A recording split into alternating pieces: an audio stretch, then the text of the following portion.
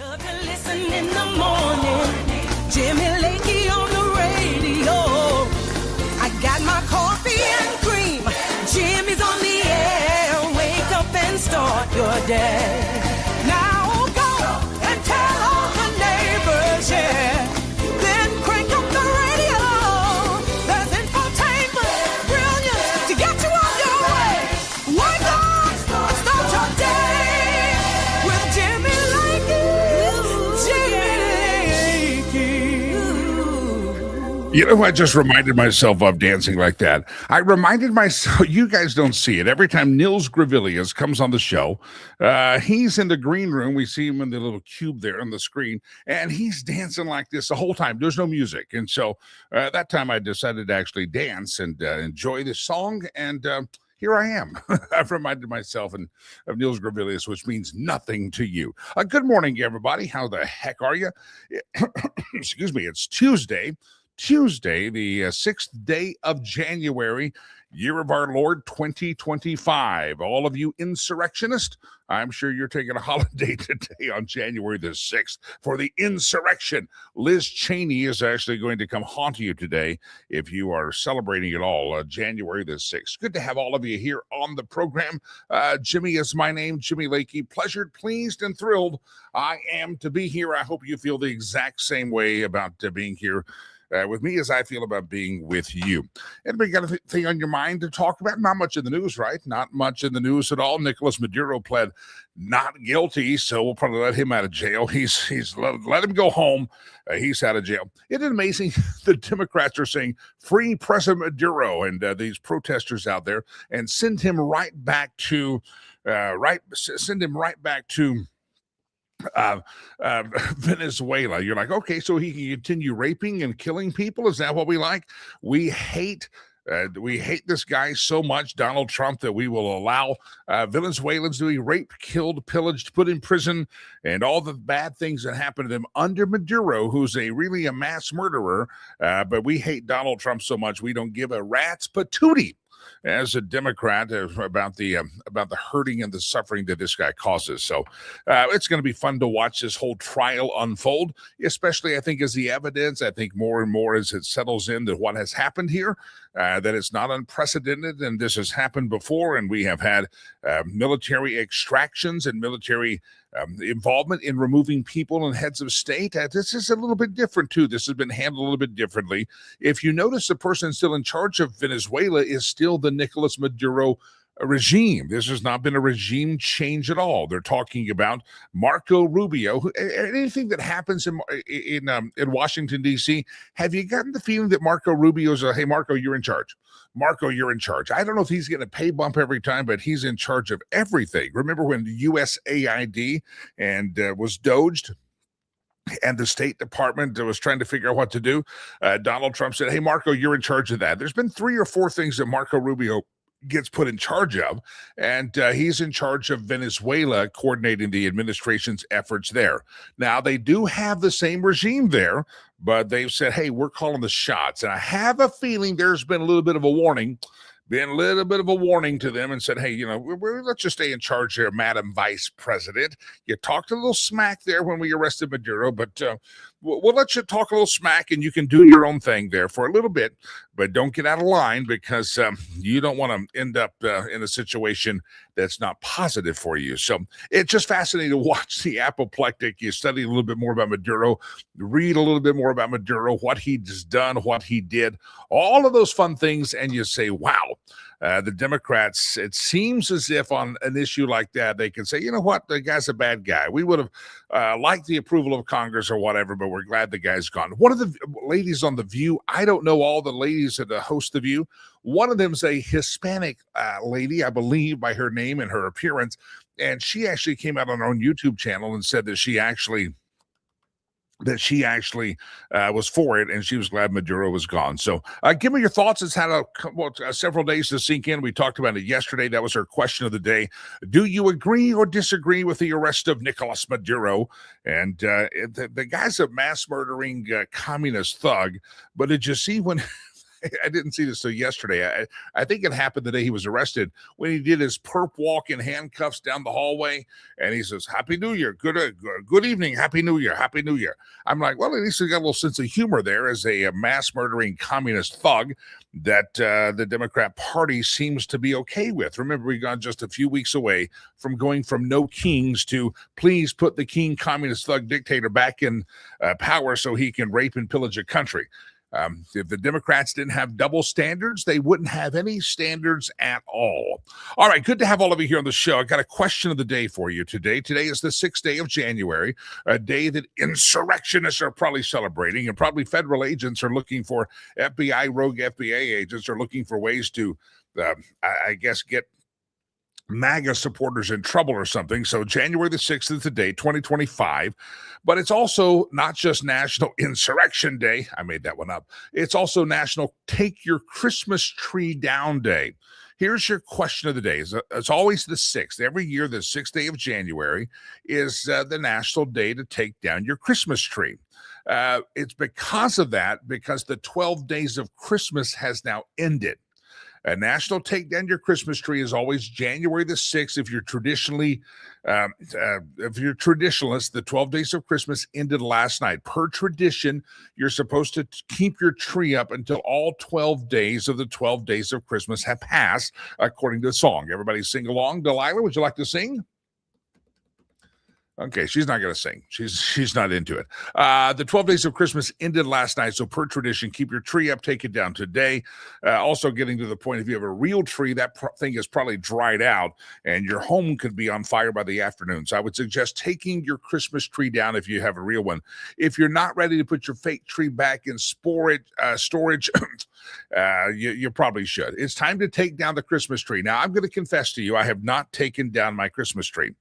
I think my son leaves off for college on Sunday, and sometime between now and when he leaves, we decorate it together, and he and I will take it down together. That will probably maybe this evening or tomorrow evening, we'll get that thing down. But here's the question of the day is, when do you take down your Christmas decorations? Now, I know people in Colorado, and all of you out of state of Colorado are going to think they're weird, and I think they're weird as well. So don't. I understand. I have to live with these people. There's a tradition in Colorado that you're supposed to leave at least your outside Christmas lights on your house until the National Western Stock Show has finished its run in Colorado. It starts Thursday. There's a big parade in downtown Denver. They drive longhorns and steers and things all the way through the downtown streets of Denver, heading to what we call the National Western Stock Show complex. If you're in Colorado, you know what I'm talking about. If you're not, so people in Colorado will probably start in the comment section and say, "I keep them up till after the stock show," and it's some weird tradition that somebody started years ago that keep your lights on your house until the stock show. And I think where that started, I think where that started was some wife or somebody was like, "We're take the Christmas lights down," and the guy's like, "I ain't taking them down to the stock show," and it just happened. And so anyway, when do you take your Christmas tree down? RJ says we took our tree down on January the 1st. That was kind of tradition growing up, is that shortly after New Year's, Mama had the tree down and all the decorations went away. Scott is on the Rumble. I just see he posted a comment there. And they take theirs down post Super Bowl. Well, that was okay when the Super Bowl was mid-January, but now the Super Bowl's in early February. Scott, you tell your wife that she's waiting too long, and she's giving you an excuse to be lazy. Unless she takes it down, then don't call her lazy. But if you're like, "Well, I would take it down," but the wife says it's got to stay up till after the stock show. Oh, let's go after the Super Bowl too. It's just we make this stuff up. When do you take your Christmas tree down? Is your Christmas tree down? That is your question of the day. If you could comment in all the forums that we have, YouTube, Rumble, Facebook, Twitter, all of these forums, we'd love to hear from you. When do you take your Christmas tree down? Love to hear from you. And when are the decorations coming down? And Coloradoans, if you're out there, do you leave them up for the stock show? Scott, I believe, he's in Wyoming, right? That's that Scott. He's the Wyoming Scott. So Wyoming Scott he's got like 45 logins. Have you noticed that, Delilah? Like 45 logins this guy has. He watches us on every platform. He's a faithful listener, a faithful viewer. And we appreciate you, Scott. Yeah, he's going to keep it up to after the Super Bowl. Why don't you, if you wait until like the 4th of July, I'm just saying, you could get some extra use out of it. If it's a fake tree, turn it into an Easter tree, turn it into a 4th of July tree. And then by the time the fall comes around, you say, well, we might as well just keep it up for Christmas. I think you could do that. All right, that's your question of the day. When do you take your Christmas tree down? Love to hear that detail and that story from you. When do you take your Christmas tree down? All right, I got one more story. We're in Maduro. We got a lot of history and topics of news I want to get to. But something big time happened in my house last night. I'm a grown man, right? I think you know that. I'm a grown man. I've well past the puberty years. My voice is low and everything. I'm a grown-ass man, right? And I got good news for you. Last night, for the first time in my adult life ever, I got a spice rack. You see it on the screen? I have a spice rack. I have this cabinet, and it's usually, it's my son's home, it's just me. And so I have this cabinet, you open it up and there's all the spices that you want. And I use the onion powder, the garlic salt, the garlic powder. There's a basic, then you got all the other salts, the other spices that I've accumulated throughout the years, and they're all in there. And probably most of them, I should look up the expiration date on it and go, yeah, that's probably no longer spicy. It's no longer spicy spice. It's bad spice. I don't know if spice goes bad. I can look that up. But the first part of this intervention is that I went on the Amazon and said, man, I get tired of picking up the bottles in this cabinet, trying to figure out where's that. And what happens is when I think I don't have a spice, I go to the store and I buy another one. Like I had 4 different varieties of cinnamon. And I think I use cinnamon once a year, but I always think I don't have it because I have a spice nuclear bomb going on there. So I got a spice rack. It's big time. I'm excited. One of the first things I told producer Chad in our pre-show meeting this morning is I have a spice rack now. And so, ladies and gentlemen, my son was playing video games with his Christmas presents, and he was sitting downstairs last evening, and I was organizing and putting up the new spice rack because it's fancy. You can raise it, you can lower it, stretch it out. It was not only these spinny things. That's simple. I got the complicated one made in China that I had to assemble, and it can spread the entire width of all these things. It does. And I said, you got a break there in your game? Yeah, I'm on pause. I said, come look. I want to show you something. He thought maybe I was making dinner. No. I said, look, I got a spice rack. He smiled, shook his head at me as if I'm maybe a ridiculous human being, and said, that looks good. Looks nice, Dad. And he went back to play his video game. So if any of you would like to see my spice rack, I'd be glad to show you my rack any day. That doesn't sound right, does it, Delilah? That does not sound very nice if I say that. And Delilah, if you ever say that, I'm going to report you to HR. If Delilah ever says, I'm going to show you my rack, that's a bad thing. Especially if you do Delilah. Ooh, good Lord. And people usually give her money for that. All right, ladies and gentlemen, glad to have you here on the program. Richard C. Lyons is in the green room, and I'm sure a man of his esteem and fame, and he's a proper gentleman. I'm sure he has a spice rack long ago.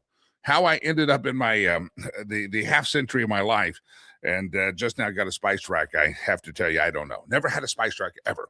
Have one now. Very proud of it.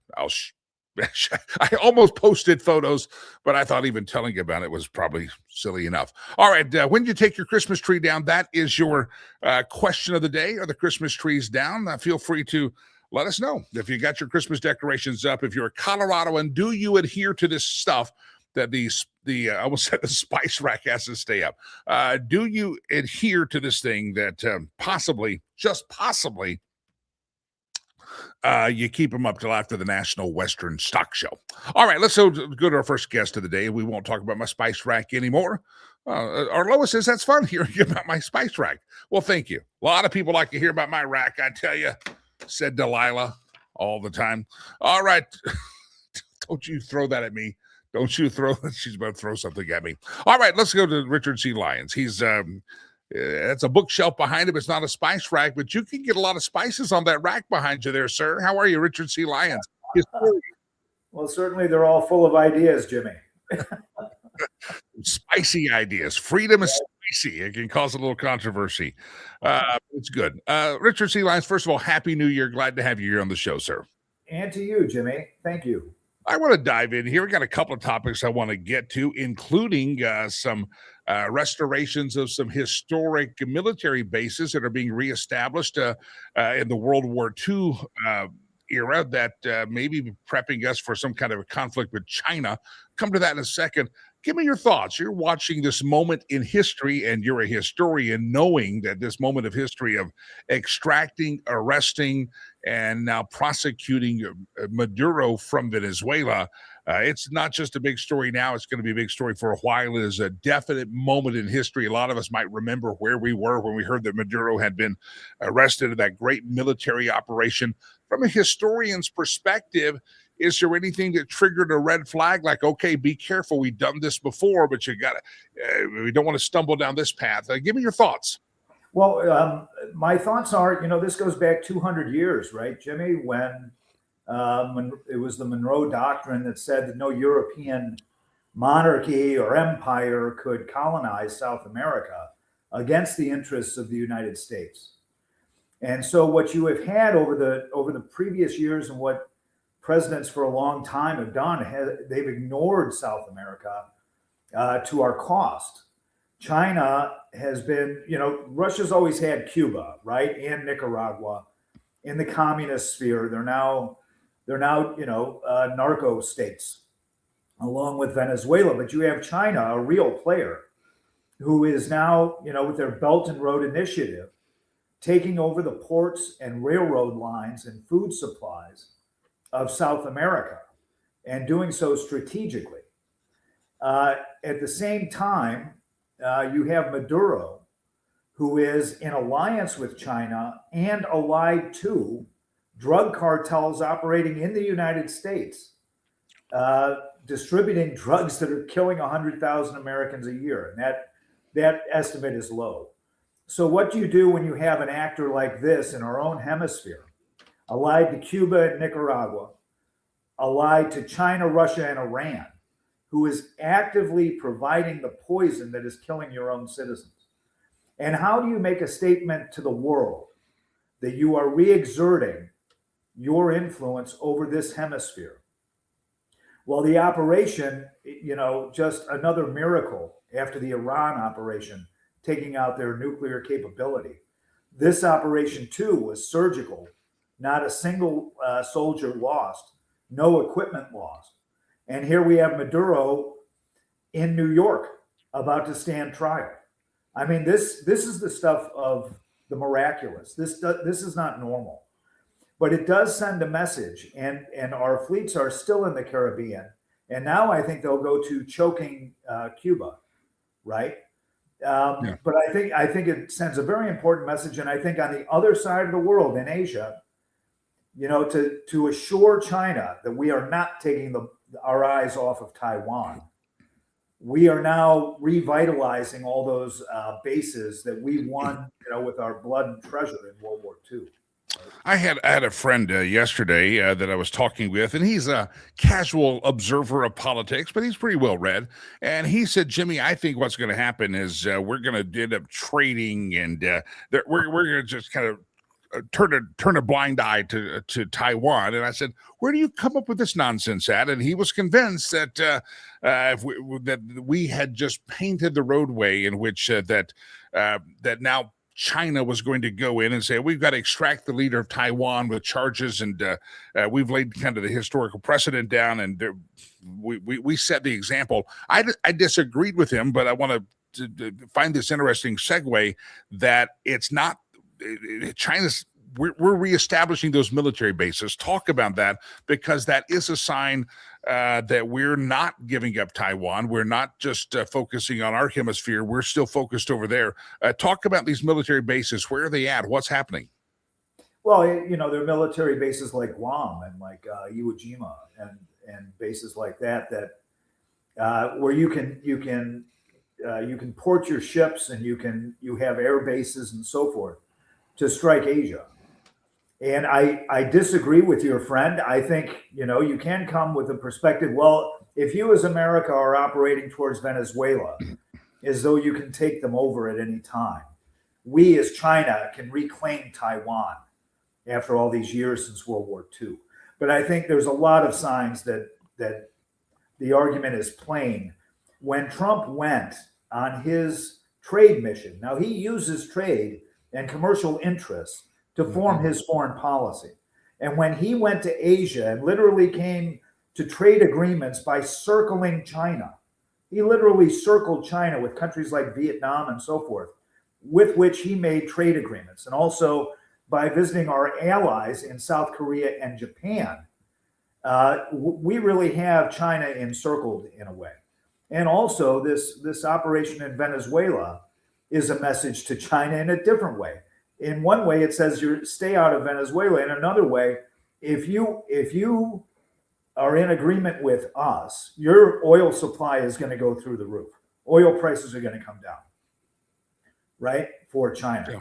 So it's all, this is three-dimensional chess that the Trump administration is playing, getting China, Iran, Russia out of South America, encircling China in Asia, and trying to create peace from the havoc that the Biden administration left. I think the people are now sometimes reflecting again as the Don Road doctrine instead of the Monroe doctrine, which is probably actually pretty good. It's been less than a year since President Trump was inaugurated. You start to think about a lot of his initiatives in our hemisphere. First of all, of course, a lot of talk about Greenland and Iceland, and people said, "Oh, that's just crazy idea that Donald Trump had." And then you had Panama. We had the Chinese taking over the Panama Canal. We solved that one within the first month or so of the administration. And people don't realize the Greenland thing is really about the shipping corridors up there. You have Chinese and you have Russian ships up there in that Arctic area. And Trump says they're in our backyard. That's no different than being in Venezuela or Cuba. We have to solve this problem. People just hear these stories and they don't go back. The rule has always been stay out of our hemisphere. We run this one, and he's very focused on it. Yes. Well, going back to Monroe at that time, you had the British Empire, you had a Spanish Empire, all these sorts of things, but it's the same idea that you don't want a potential enemy controlling territory in your hemisphere, and you want peace in this hemisphere, and Trump is trying to create that. And it might seem, South America is very big, and you don't want to have a domino effect where you're lining up people to ally against you. But I think his approach to Maduro was measured. I think we have to have elections there very quickly. And hopefully Maria Corina Machado will be the next president of Venezuela. And then you have an example.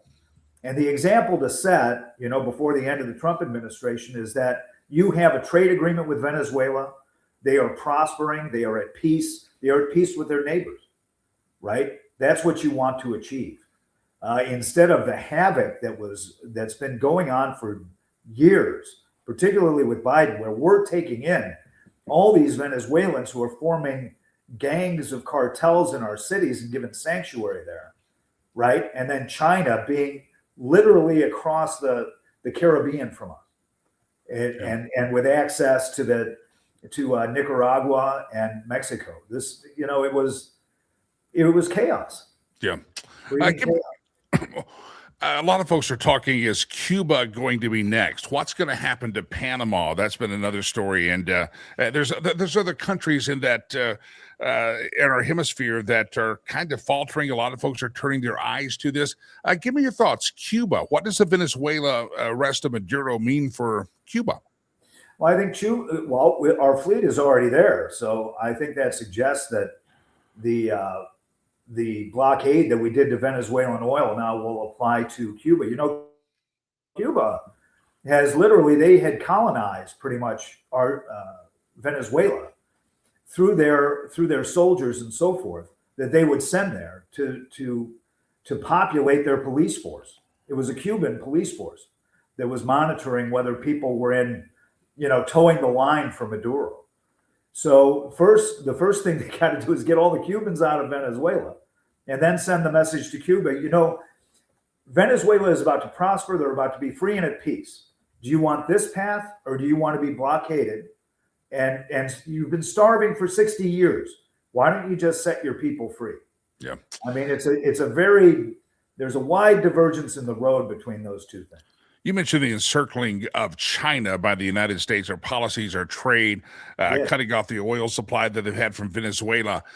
Talk about Putin and China, obviously Russia and China, with this action against Maduro and watching kind of this this doctrine unfold of Donald Trump. What do you think's running through Vladimir Putin's head about right now as he's seeing that the gravy train that he's been funding a lot of getting cheap oil from? Is this frightening Putin at all? Is this making him at all more willing to end the nonsense in Ukraine?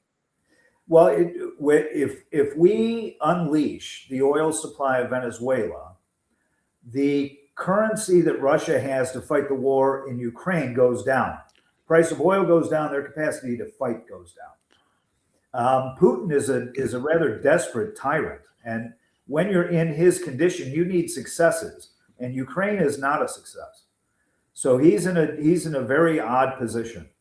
But he would look at Ukraine like, well, why are you dealing with Ukraine when you're doing what you're doing to Argentina? It's like China and Taiwan. If you're doing this to Venezuela, why can't we do this to Taiwan? So it'll be interesting to see how they react to this. But it's a profoundly meaningful move on the part of the Trump administration. If you're listening to the program via the audio, which thousands of earballs will hear this show on the streamcast, the podcast, and all the things we do here, author of The DNA of Democracy and Shadows of the Acropolis, The DNA of Democracy. It's an American poet, Richard C. Lyons, a historian extraordinaire, Richard C. Lyons. Richard, I see a banner behind you there in your esteemed library, and it says, "But by the chance of war," are you hinting and foreshadowing something new coming? No, this is an old book. It got to a new edition 2 years ago, but it's a book that it entails just what we're talking about, Jimmy. What is the nature of tyrants and why they go to war, and how the good citizens of the world, the good nations of the world, have to band together to stop some such dictators before they maul their neighbors. To those people that would say that Donald Trump, by his actions, is provoking China, Venezuela was their friend. They were in Venezuela that very day trying to have some friendship there with Maduro. Do you see Trump as a provocateur? Do you think that China gets the warning? How do you think that Trump is taken and perceived by China and Russia? Are they a little worried here, or they don't give a rat's patootie and think that Trump's poking them in the eye and insulting them? No, I think he has become a character that they have to respect, Jimmy. There's two ways to create peace, and one is just a falsehood. You can ignore the bad actors in the world, which Biden did. And look at what happened with Iran. They were exercising a hegemony in the Middle East and had Israel surrounded by terrorist organizations. So Biden just said, well, you know what? We're actually going to fund Iran. We're going to come to an agreement with them, and then everything will be okay. What you're doing in that instance is just you're deferring war till later, and it'll be a worse war. What did Trump do by his example? He goes in and takes out the nuclear capability that Biden didn't want to touch, right? Yeah. And so put Iran on its back heels, and now Iran's own people are calling for new leadership in Iran. So that is when you confront bad actors in the world. And what Trump is doing is confronting China, both in Venezuela and in Asia, with the reconstruction of military bases, with the trade agreements he's made encircling China's interests. So this is what it looks like when you confront bad actors to create peace. The voice of Richard C. Lyons. Richard, I'll let you give the plug for the DNA of Democracy. Excuse me. And also the book behind you or your head might be very apropos for this time, but by the chance of war. Go ahead, Mr. Lyons. Well, they're all available at Amazon, and my website is richardclyons.com. There's a little shop there, and explanations of the books and critiques and reviews for persons interested in the subject. I am very thankful that Trump has done what he has done, both in Iran and in Venezuela. And I think it is creating peace around the world. He just has to be measured.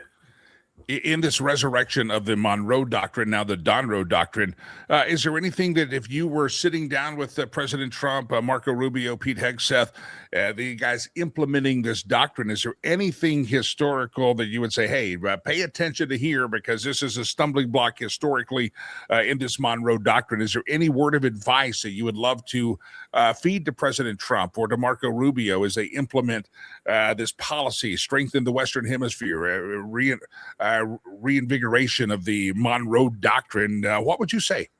Well, I would tell your audience, I've met Marco Rubio on a few occasions and talked to him personally, and he is an extremely smart and capable man. And to have him in the Secretary of State position, particularly right now, who, you know, his history, his family history is originated in Cuba. You couldn't have a better representative as Secretary of State. Yeah. And I am sure they're going to be measured as an administration. And that is the only thing that I would caution. You don't want to have too many fires going on in too many places. Yeah. Richard C. Lyons is right there on your screen, richardclyons.com. Check out all of his books. Look up his name on Amazon. If you're listening, you don't see it on your screen. It's Lyons, Richard C. Lyons, Lyons.com. And all of his books are great history, a lot of fun to read, especially if you're a student or a geek of history, as I tend to be. So go check him out, richardclyons.com. Richard, I'm going to let you go organize the books or the spice rack, whichever one you want to go do, but I appreciate you hopping on here today. Good luck with those spices, Jimmy. Spicy, I'm telling you. Richard C. Lyons, thank you very, very much. Ladies and gentlemen, I like to give announcements in the show. This is what we do. We make announcements. Coming up 2 weeks from today, you know what's happening here? Ladies and gentlemen, 2 weeks from today, there it is on the screen. We're doing road shows this year. Jimmy Lakey, Lakey Unleashed podcast and streamcast. It's the Lakey Unleashed Road Show. It's going to be a live event. This is our first one. We're going back to where we had our first live event, and that is on January the 20th. We did an inauguration day at a place in Lafayette, Colorado called the Casbar Cigar Lounge. The doors will open 7:45. The show will start at 8. We'll do the show live from there, January the 20th. Don't worry if you're in Texas. We got some other ones plotting out here. We'll want to go out and see Michael Letts out in the Carolinas. So we'll do some other road shows across the country. But our first road show of 2026 is coming up, a live event Tuesday, January the 20th at 8 a.m. The show starts live. There'll be some food availability for you, some coffee. We'll do some prizes. There you can see that Jimmy Lakey bobblehead that is so esteemed and famous. We'll do that. But the Lakey Unleashed Road Show. Is there a tour bus? Not for the one in Colorado. We don't need the tour bus. But listen, we're sparing no expense for this one. Producer Chad and I got nothing but money to spend on this crap. I mean, this thing. We're ready to go. So the Lakey Unleashed Road Show right there. Tuesday, January the 20th, 2026. Fly in. It's worth it. You should get an airplane ticket, fly on miles, and come see us wherever you're at. We'll come to a state near you, hopefully, in the coming months. But this is our January road show, Lakey Unleashed, January the 20th. And we hope you'll be there. If you're not there, be square. That's what I have to say. Ladies and gentlemen, talking about my spice rack, I'm not going to begin our conversation with Laura Carno asking if she has a nice rack. I'm not going to say that to her. Laura Carno. Somehow when you were talking about that earlier, I knew you were starting with that, Jimmy. No, I'm not starting with that. That's the thing. I said I'm not starting with that with you. I just let people know what I'm about. Yeah, some people would call that a passive-aggressive approach, but, you know, you do you. Delilah, am I passive-aggressive? She flipped me off. That's direct aggression right there. She did that. I'll never forget when Ken Salazar was running for U.S. Senate. He was our former attorney general, became a U.S. senator. His people came to me and said, I want to interview on the day he announced. And they said, well, Lakey, we're not sure. So his people came to me and said, we can do it, but the interview has to be about bio. He'll come on for issues later. This is about biography. You know, born the son of a sharecropper, have a Dairy Queen, all the little pity stories that Ken Salazar wanted to say. So I considered it, and I said, okay, I'll accept the conditions. And at the end of the interview, as we finished this interview with Ken Salazar, who went on to become our U.S. Senator and then later on the Secretary of Interior under Obama, I said, Mr. Salazar, I look forward to having you back on soon because I'd really like to talk about this issue, but I promised your people I wouldn't, so I look forward to talking about that. And he said, I want to talk about that. I said, no. I promise your people, they said no issues today. It has to be biography. But when you do come, I named like 4 or 5 issues. And Salazar was like, let's talk about that. I said, no, we cannot talk about those. I promise your people that I wouldn't talk about those. That's awesome. Might have been passive aggressive. And he never came back on the show.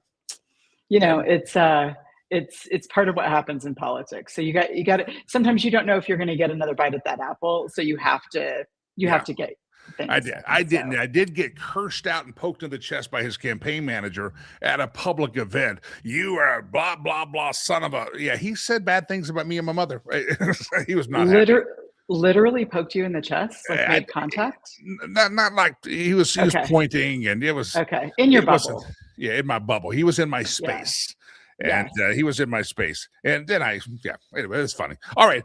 We won't talk about your spice rack then. Thank you very much. We do need to talk about spice racks, because my only question is whether your spices are alphabetized, as is the proper order of things. I was telling producer Chad now that they're kind of organized, I realize I have some of the store brands and I have some of the McCormick's and I have different brands.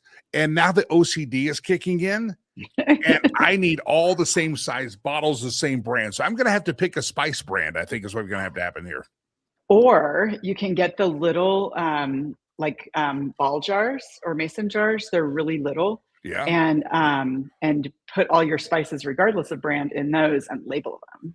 Oh, that sounds like a Pinterest project. That's not hard. It's not hard.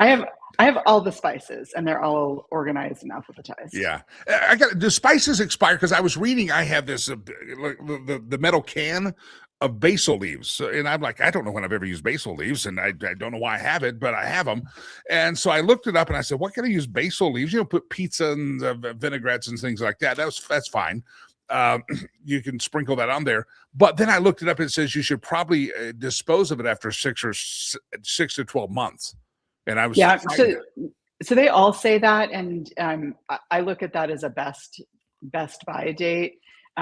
If you open it and kind of rub the spice between your fingers, if it still smells good, if it still smells like the spice is supposed to smell, there's at least some flavor in it, and maybe you use a little bit more. But make a pot of spaghetti sauce, dude. I think my basil's dead. I don't have any tomatoes. You haven't given me tomatoes this season. They actually sell them in stores in cans. I don't know if you've seen those. Oh, do they really? I didn't know.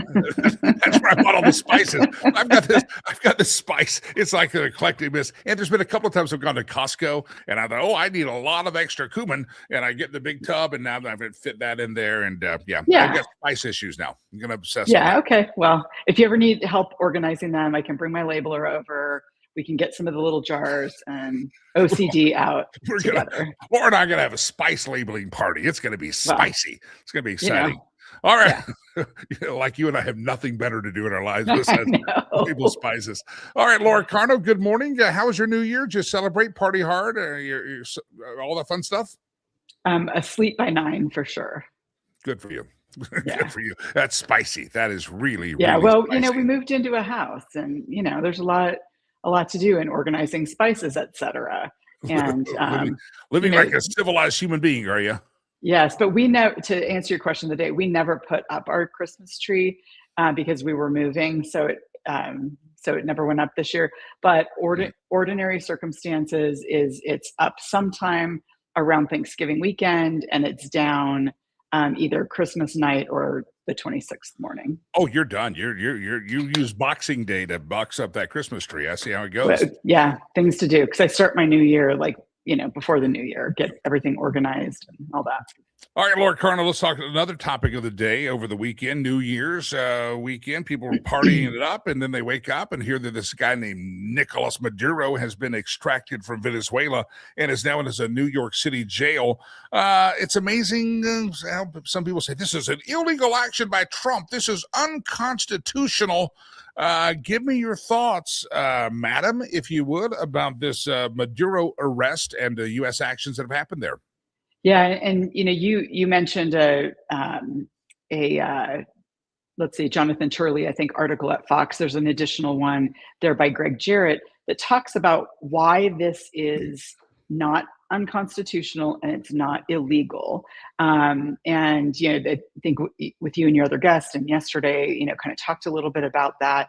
But for anybody on the left specifically who's saying it's illegal or unconstitutional, those two gentlemen make they bring the receipts, so to speak, on why this was not illegal or unconstitutional. But I would also point out to those on the left, Biden had a bounty on Maduro's head during his administration and raised it to like $25 million during his term as president.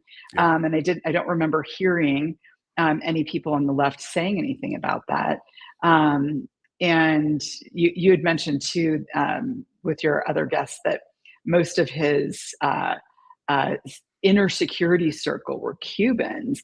And so you look at that and you say, I wonder why that is. Venezuela served the interests of Cuba. Venezuela did not serve the interests of Venezuelans. All of the tens of thousands of people who were killed by their government over the years, the vast oil reserves that should have been going to the benefit of their economy just went to the cronies. All of those kind of things. I mean, those aren't the constitutional or legal arguments for it.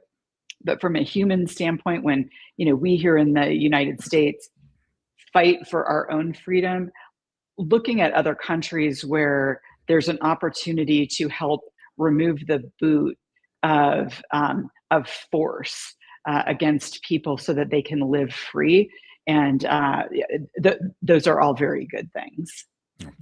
The voice of Laura Carno, by the way, if you're listening later in the day, you're listening to the Streamcast or podcast platforms, that's Laura Carno and fastercolorado.org. We'll talk about that organization in just a moment. That's the voice you hear, CARNO, lauracarno.com. You can find her website as well. Laura, you sent me a story that I find quite intriguing, is that middle schoolers can't do math. I know that math scores plummet every year on our standardized testing here in the state of Colorado. Turns out, when I'm talking to our friend Bob Schaefer, mutual friend who has a great charter school, that a lot of times your teacher teaching the math class at the local middle school, let's say, doesn't even have a math degree. They may just, I know math and I have an English degree, but I can do math as well. Let's talk about this. There's a little controversy circulating around about math problems in our schools. You sent me the story, and I'll let you take it from there.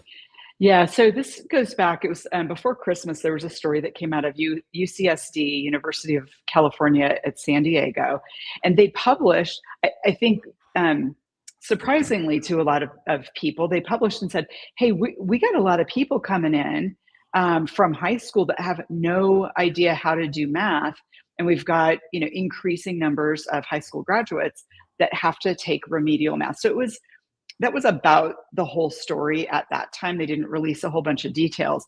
Well, now they've released a bunch of details, Jimmy, and it's, I would say, not surprising, but it is really an indictment on public K-12 schools. And here's some of the numbers that UCSD released. So they said that 1 in 12 incoming freshmen don't know middle school math. We're not talking algebra, geometry, trigonometry, the advanced high school math. This is middle school math. We're talking about fractions. So 1 in 12 didn't know middle school math. And the remedial math course that UCSD offered was too advanced for these 1 out of 12 UCSD freshmen. So UCSD had to create a remedial class to get in as a prerequisite to the remedial class. Wow. And here's the shocking part, though. A quarter of those students that they were so 1 in 12, a quarter of those students that they were putting into the remedial math had a perfect 4.0 GPA in high school math courses. So they couldn't do the work, but they were passed in high school with 4.0 GPAs in math.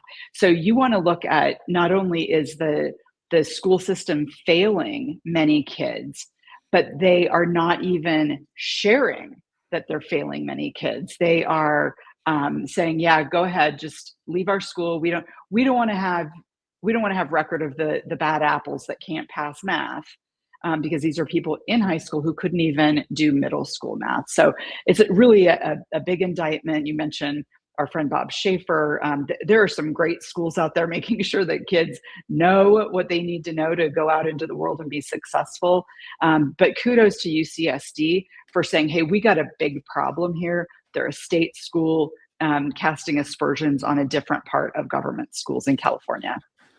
We have a similar standardized testing on the decline. I haven't heard the comparison of the university entry level, but we have politicians in Colorado. One may run for president one day that's going to talk about all the great things he's done for the great state, and yet that's one thing that has declined under his purview and under his watch is that our testing scores have declined, and kids just don't know certain things. I know my son has realized when he went to university out of state, he realized, he goes, wow, I didn't learn that in my high school. They didn't teach that as thoroughly as they should have.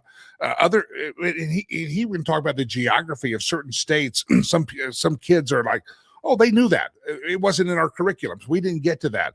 And that's seemingly a problem, that we're dumbing down the education a little bit so the test scores can stay up or not crash as much. And that makes politicians look better and say, look how smart we are. But no, we just made it easier, and that's not good. Right. And so if government puts in a law that says, okay, everybody has to pass, let's figure out how to make everything look like they pass.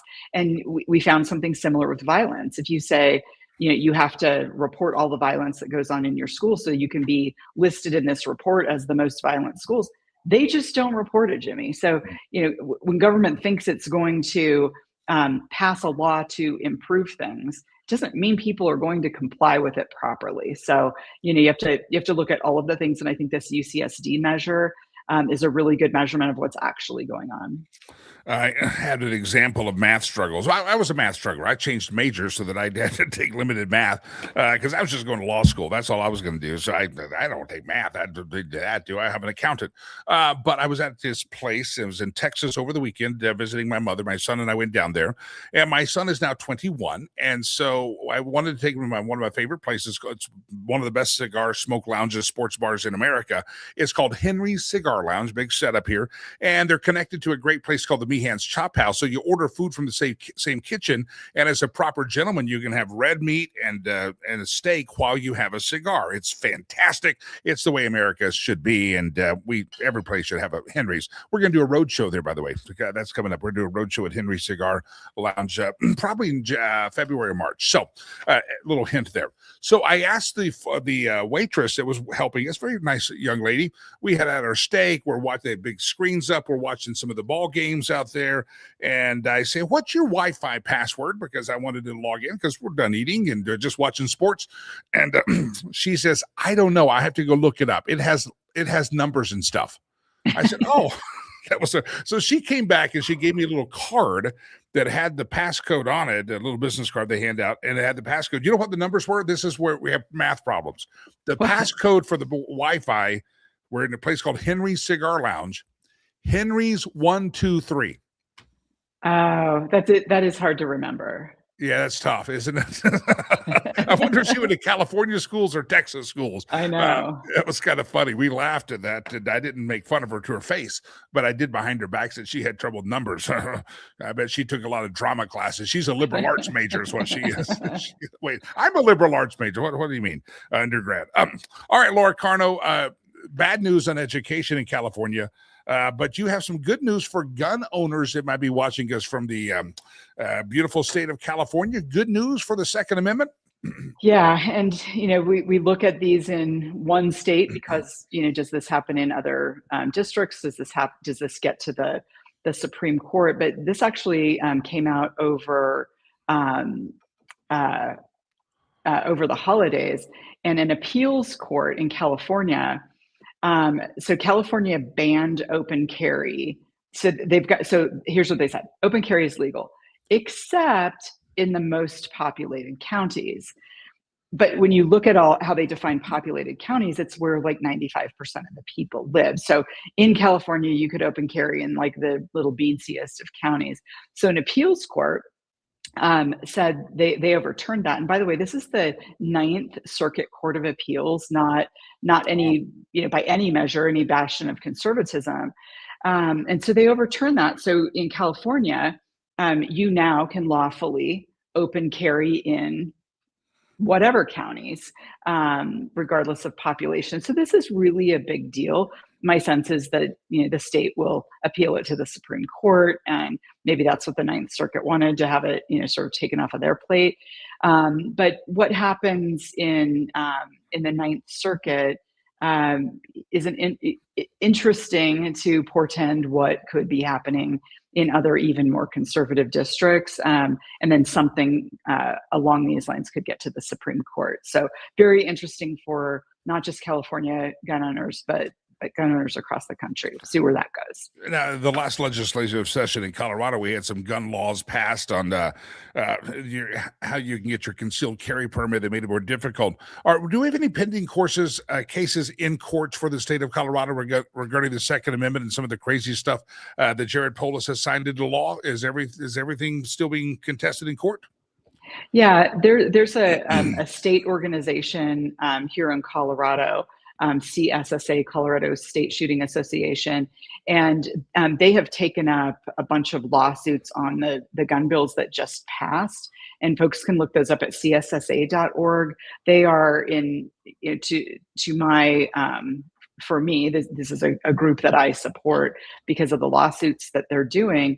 And yeah, they're going after all the bad stuff that happened. They've got some really good plaintiffs, including a wounded warrior and some different people who, are really, really harmed by some of these gun laws that the Democrats claim are going to make us safer. Note, they never do make us safer. They only go after law-abiding gun owners like us and your listeners.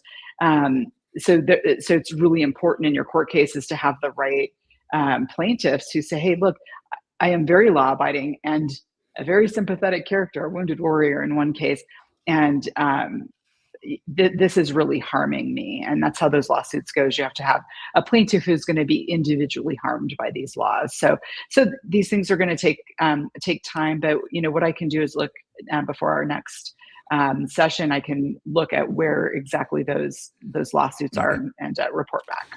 We're talking about Colorado has this tradition of keeping Christmas lights up till after the National Western Stock Show, which I don't get, but you boo, it's going to be fine. Colorado also has a tradition, happens every year, that the state legislature convenes into session in mid to late January. We're going to be keeping a sharp eye on that, aren't we? Because there's always some crazy stuff that comes through. We sure shall. Remember back in the day when we covered that powdered alcohol? Man, that was a great session. Yes, and now that I own a dehydrator, I actually know how to make powdered alcohol. Yeah, not a dehydrator, a freeze dryer. Sorry. I forgot the lady's name. She was a Republican in Thornton, Colorado, and she was running a bill to ban powdered alcohol. Like, this is all you got elected for this, okay? And yeah, her last name was Winholtz, and you called her Ma Winholtz. Ma Winholtz. Oh yeah, that's right. Shoot, I don't even remember Delilah's name half the time. Her name's Harriet, but I call her Delilah. I'm just Ma Winholtz. She was a Republican, and somebody, I don't know what I'm doing in the legislature. I just ran. So the liquor lobbyist gave her a bill to ban powdered alcohol, as if the liquor companies were going to really be put out of business. Right. And I think that the use of powdered alcohol was you could carry it to the top of a 14er when you climbed the big mountain, and you could add water, and then you'd have alcoholic beverage. And that was a whole thing of the legislature, powdered alcohol. She was a Republican too. We had to shame her for that.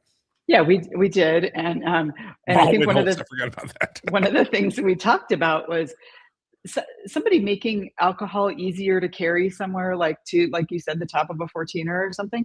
We should throw them a parade. They are an entrepreneur. They have invented something cool that there's a market for. Maybe it's a niche market, but there's a market for it.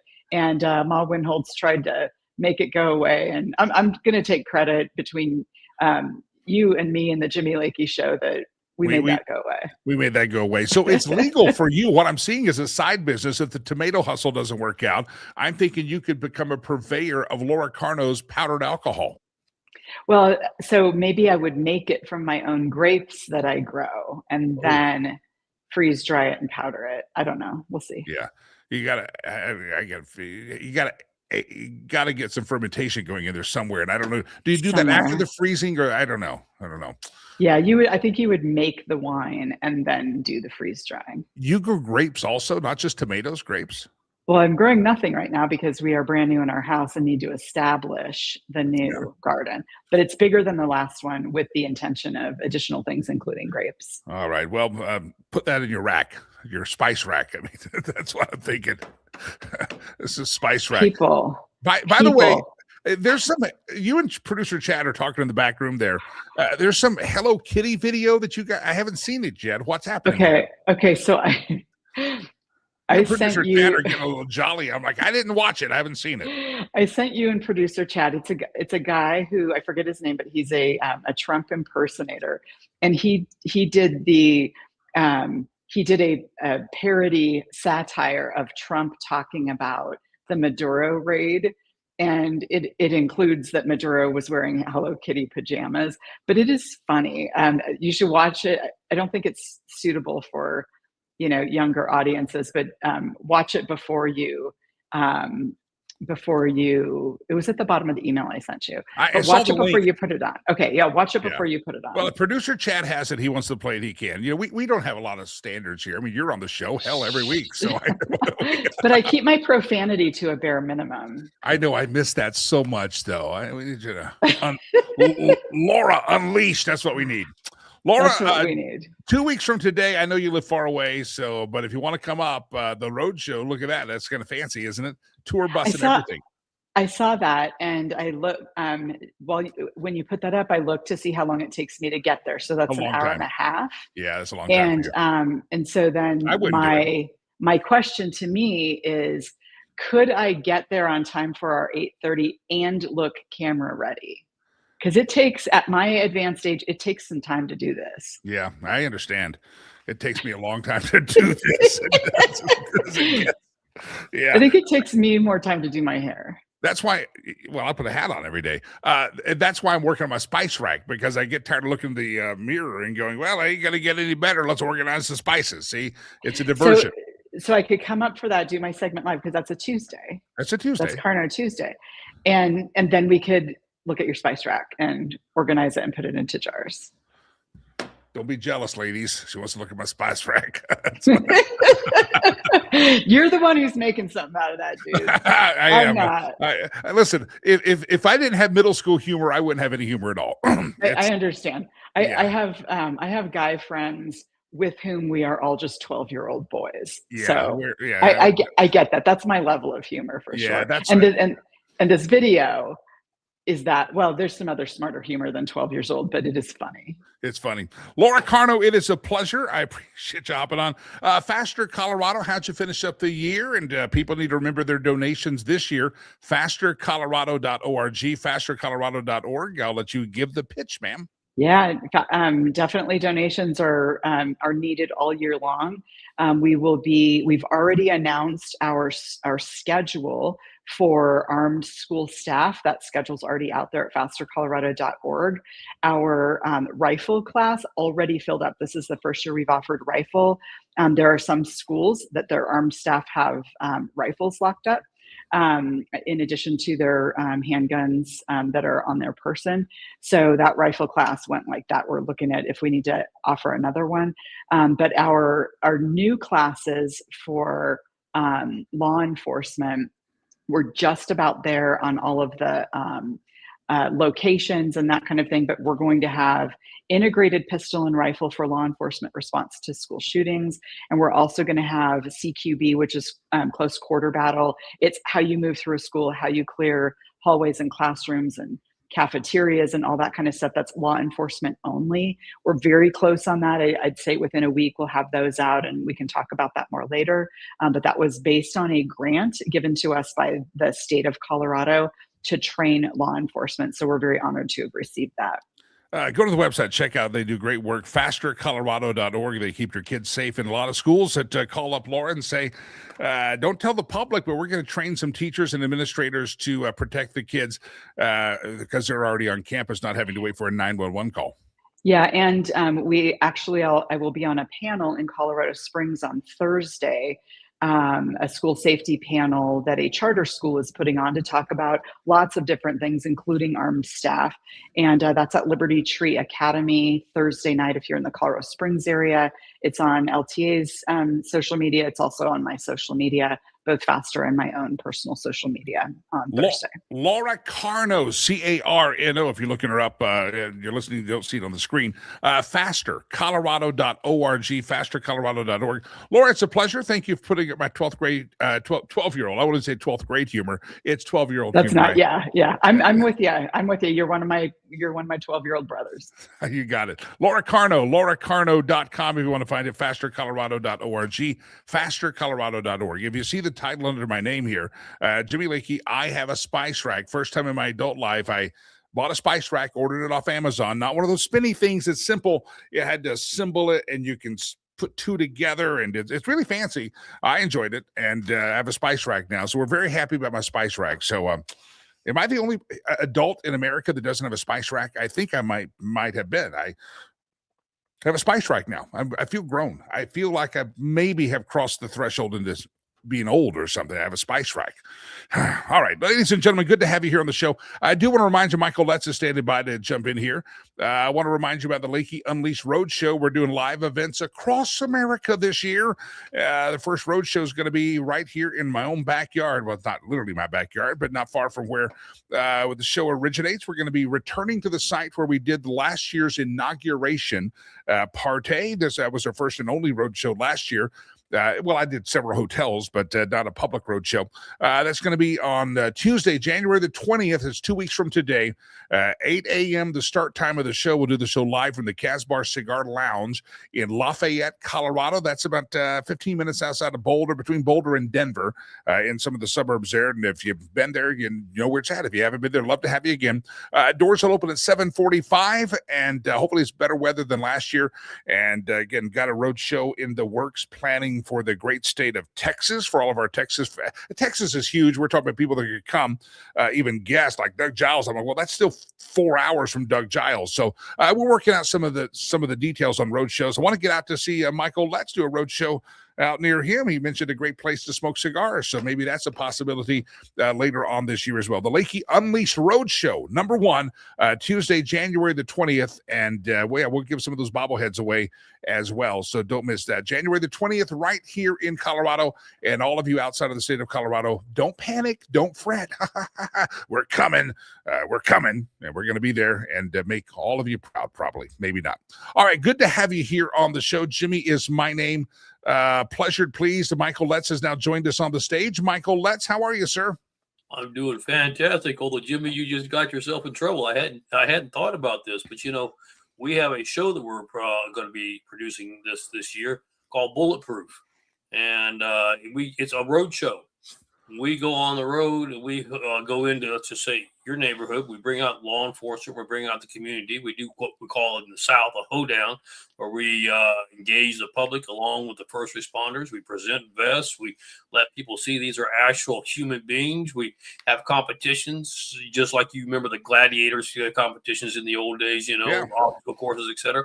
Whole lot of fun. So I just found my partner. Because you're going on the road anyway, Jimmy, we're going to do it together. Let's do it. I'd be glad to do it. The gladiator competitions, I remember one time I was working with kids in a youth group and volunteering at a church. And we rented this stuff for gladiator, like big blow up things, and they did that jousting. That was fun. My favorite was when you get in the sumo wrestler suits and you wear those things. That was always fun, but they usually smelled because people sweated in them before you. But maybe you and I could host some sumo wrestling as well at this road show. Looking forward to it. We'll have a blast, Jimmy. I mean, I'm serious. We have this already planned. We're going to be going on the road. And I didn't realize you were going on the road too. So we'll just go ahead and make an effort to hook up together. Let's sync up. Your people call my people, which means call me or text me. And because I think you have a couple of people. I got Delilah, and she's worthless. So and producer Chad doesn't talk to me after 9:30 in the morning. So we're done there. Michael, Letts good to have you here. Happy New Year. How'd you spend that New Year, sir? Well, we spent that New Year, coordinating. We had a major event going on, and that was extracting Madeira and making sure that we did it without a flaw. And taking a look at buttoning down the hatches as we prepare for the repercussions that are coming. Let's talk about those repercussions that are coming. We had a not guilty plea yesterday. Now we have people talking about, is Cuba going to be able to survive? How's Putin going to react here? That if we start selling some cheap oil to, let's say, India or something like that, and cut off his gravy train. Talk about the repercussions. Well, we'll work our way backwards. You threw out quite a few. Let me grab them real quickly. Let's talk about Russia and China and Iran. Okay. Because they were the key allies for Maduro and Venezuela. First of all, let's deal with China and Russia. China and Russia gave to Maduro their most sophisticated air defense systems that they utilize themselves, all right? I mean, this was supposed to be pristine. You can't touch them. They will take you out before you even can blink your eye. We had 152 planes. We took every one of them out. Not a single casualty, not a single deficit or detriment to any of our military craft. So how does that apply to China and Russia? Well, let's take China. China's sitting there trying to flex a muscle. Don't you mess with us. We're going to go into Taiwan and we're going to do whatever we want to do. You better snap to it. I'd be thinking hard and long about that kind of an attitude when your massive defense system that you tout as the best in the world just got trounced by the United States of America. To Putin, I've got muscle I'm flexing here and how we're going to handle Ukraine, and y'all better be treated me better than you are. Let's be careful how we view ourselves, because you just threw out your best and we trounced it. I don't know what other word to use, Jimmy. We trounced it. And so you may not have the military might and capacity that you're thinking about. Now, for Iran, looks like the quest for freedom has spread. Your people are out in the streets. They are now attacking Revolutionary Council bases, not all of them, but some. You got a real mess on your hands. And quite frankly, I'm not so sure your administration, the Ayatollahs, are going to survive. So I think you better kind of can it a little bit and realize that your days are numbered there. Now let's go back to Cuba.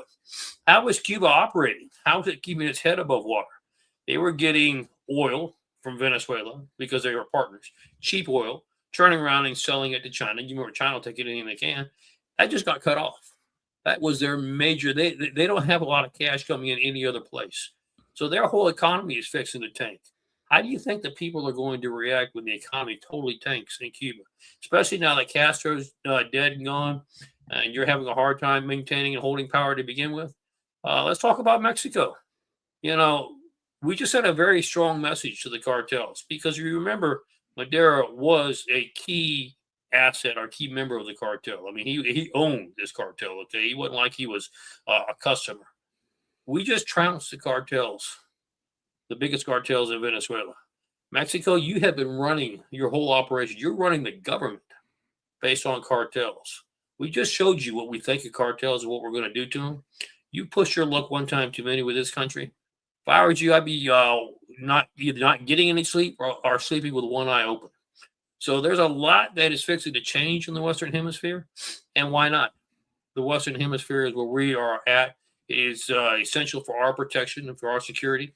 And we're going to now do the things that are necessary to protect the American people. We had historian Richard C. Lyons on the program earlier today, and he reminded us what the Monroe Doctrine was that we have gotten away from in America. Was back in the days of President Monroe. We said, hey, the Western Hemisphere is ours, and we're not going to have any tyrant, any king, any royalty, any foreign land or dictator. Doesn't matter. You stay out of our world. We run this area. And we've gotten away from that, and so much so that you have naval occupancy and presence in Greenland. To the north of us, you have the actions that have been happening with the Belt and Road Initiative by China in Central and South America, these impoverished countries. And we're just simply returning to what America used to say, we'll take care of this hemisphere, you stay the heck out. And we unfortunately have fallen far from that in the last several decades. Well, I think what's very noteworthy in this discussion to the rest of the world, to the globe, is America's back. We know that our military is par excellence to no other, if you use it the right way. And how do we use it the right way? That's what you're trained to do. Go do it. Tell me what you need, get the job done, and call me when it's over. You see, when you do it that way, our military performs flawlessly. They just demonstrated that. It's when you get into other issues, whether it's you're leaving from Afghanistan or whether it was during the Carter age trying to free the hostages, and you have all these politicians at the last minute. I don't think we should do this. Oh, hold on, wait here, stop, pause, wait a second. That you have chaos. Yeah, we have learned how to make sure that our military performs the way it's always been programmed to perform. We demonstrated that, so to the rest of the globe, we can back what we say. So let's make sure we have the appropriate attitudes from this day forward. Right before we decided to take action in Venezuela, which is not unprecedented in American history. 1990, we did the exact same thing, not as quickly. Took out Manuel Noriega. You can go back to the 1800s and find out that we were, the Congress actually gave authority for us to go arrest people, bring them back. The Pirates of Barbary, you go back in that era. We've done this before, and we have the right, we've claimed the right to do that. Somebody says it violates international law. Well, remember, American law trumps international law all the time, and we don't. If it's more about what's in our country. Right before this happened, though, Iran, the Ayatollah, who now we're told is contemplating an exodus, keeping a plane ready to go. The rumor is he may be headed to Moscow. He may flee Iran. But that's the story today. But last week about this time, he was blabbing his mouth saying that his country is at total war with the United States of America and Europe, all of Europe. He's at war with Israel and Europe. Give me your thoughts. This Iranian president, now he's not the Ayatollah, there's different people, but they're thinking of leaving the country. But last week they were talking some smack about being at war with Europe and the U.S. Well, their whole cabinet, their whole administration is looking to leave. And the reason why is because, this is how they operate. When they realize that they're under threat, which you remember this dissident situation, this opposition among their people just didn't occur in 24 hours. It has been building. They know it's been coming. It's been getting more bold and more direct. And so what do they do to try to rein their people in? They try to rally them to a cause. We're going to declare war on the world. We are the only true people of this globe, and we're going to fight everybody. So put your little disagreements aside. We unite together as all Iranians, and we're going to take on the world. Well, they laughed at it.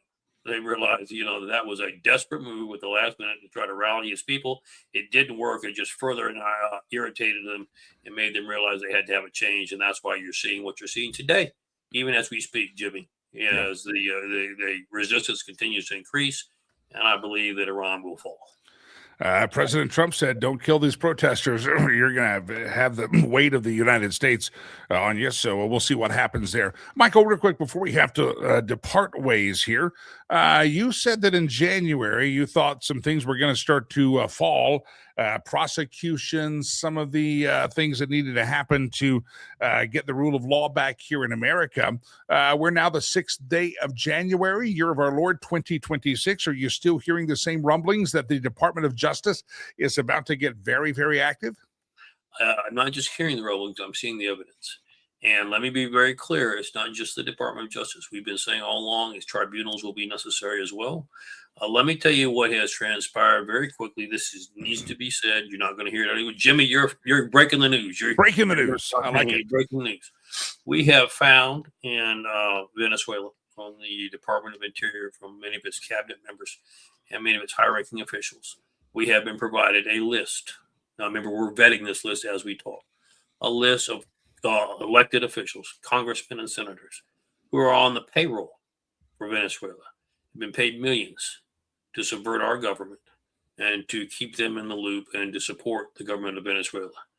Now, Jimmy, I am deeply sad to tell you when I have read that list, I don't have enough time on your show to go to all the names that are on the list. It's over half of the United States Senate. It is more Democrats than I care to remember. There are Republicans on there. It is the same as in Congress. This is unprecedented. We also have the same issue now coming out of Ukraine, that we have whistleblowers saying, hey, the money you sent over here, here's the senators and the House members whose money went into their personal accounts. All this is under consideration. All this is under review. So I probably underspoke when I told you that there's going to be fireworks in the first quarter of January. This cannot go unpunished and unchallenged.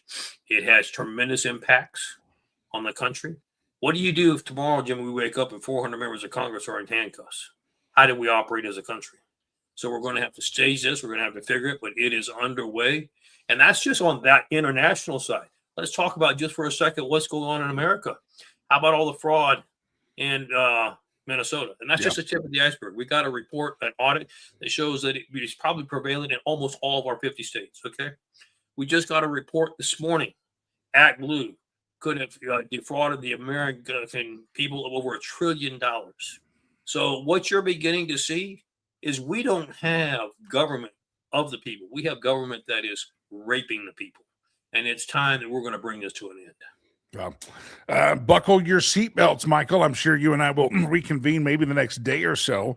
Definitely in the next week or so, we'll get together and find out exactly what's happening. And the Lady Justice puts her blindfold back on and let those that have done this stuff to the taxpayers of America be held accountable. Doesn't matter whether you're red team, blue team to me.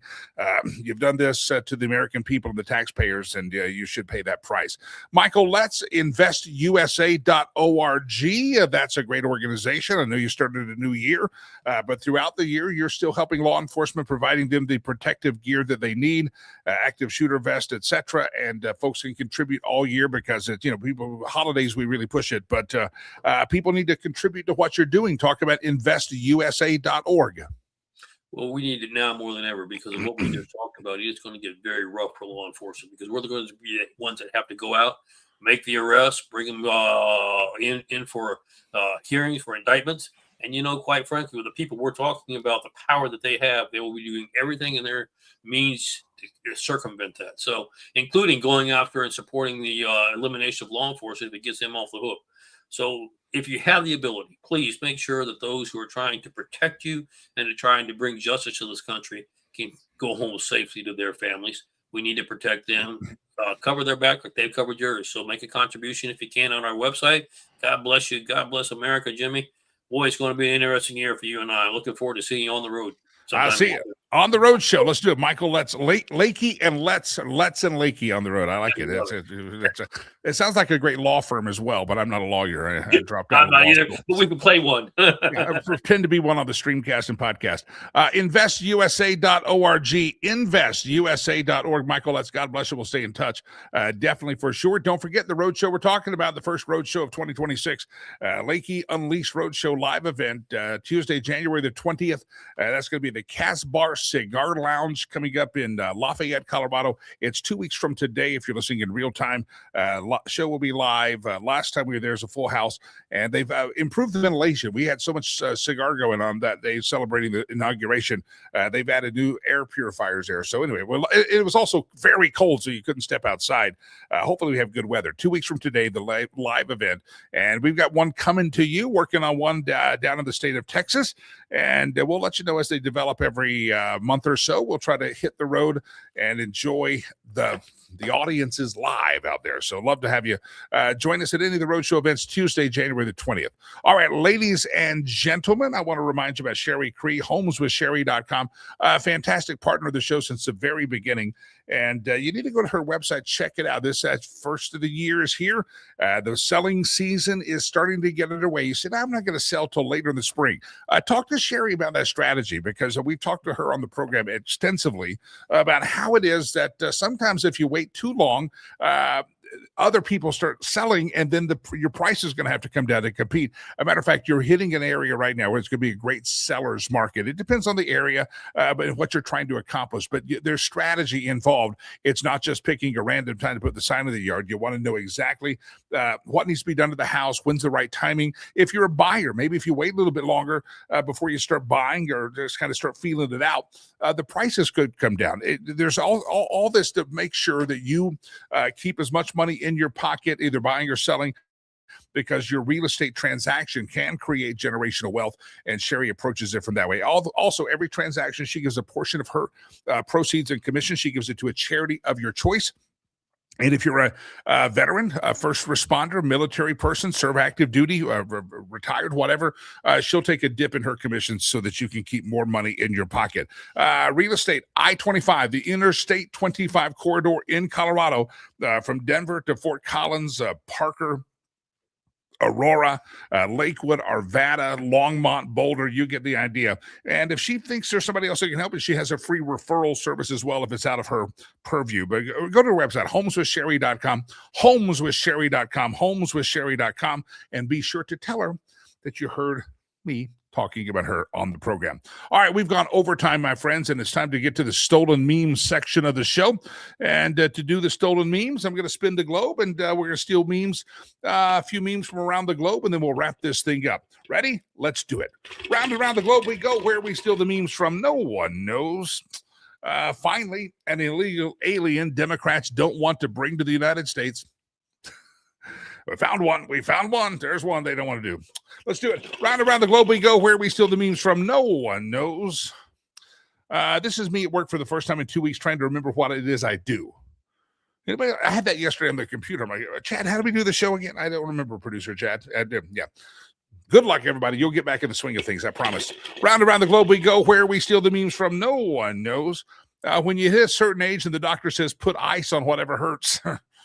Yeah, just roll yourself in the snow. We can't do that. We have no snow in Colorado right now. We're missing the snow. I'm not missing it, but we are missing it. Round around the globe we go. Where we steal the memes from, no one knows. I got a new type of oil for you, big boy. There's Maduro. Think he's in the same cell as P. Diddy? I hope not. That would be a bad thing for one of them. A new kind of oil. Some things make you shiver. Round around the globe we go. Where you steal the memes from, no one knows. Venezuela has $17.3 trillion in oil reserves, and we sell it for a quarter of its value. We're going to get $4.3 trillion. That's enough money to open 4 new Somali daycares in Tim Walz's Minnesota. Yeah. Yeah, Maduro's probably going, man, we got a lot of oil. We should just open daycares, and maybe they wouldn't have come and extracted me in the middle of the night. Just should have opened daycares in Minnesota. Round around the globe we go. Where we steal the memes from, no one knows. I apologize. Producer Chad chose this one. That's the Air Force One upgrade. Just look at the screen. That's a pair of brass ones is what that is. Yep, Air Force One upgraded. That's funny. Round and around the globe we go. Where we steal the memes from, no one knows. Ladies and gentlemen, there it is. The gong from China. They have said no more intellectual property thieving because we have the rights to all that intellectual property, and nobody steals better than them, so they want us to not get too good at it. Ladies and gentlemen, it has been a pleasure to be here with you. 2 weeks from today, we'll be wrapping up a show from the Casbar Cigar Lounge in Lafayette, Colorado. It's the Lakey Unleashed Roadshow event we'll be talking about. I hope you can make it. We'd love to you get to a state near you or an area near you, and if we come to your town, your neighborhood, come by and see us. We'd always appreciate you coming to see us. I gotta go. That's it. We didn't get to half the material. Well, we're running late. I don't want to blame Michael Letts. He was 15 minutes late showing up. Michael's fault. Round around the globe we go. I'm gonna go bye-bye.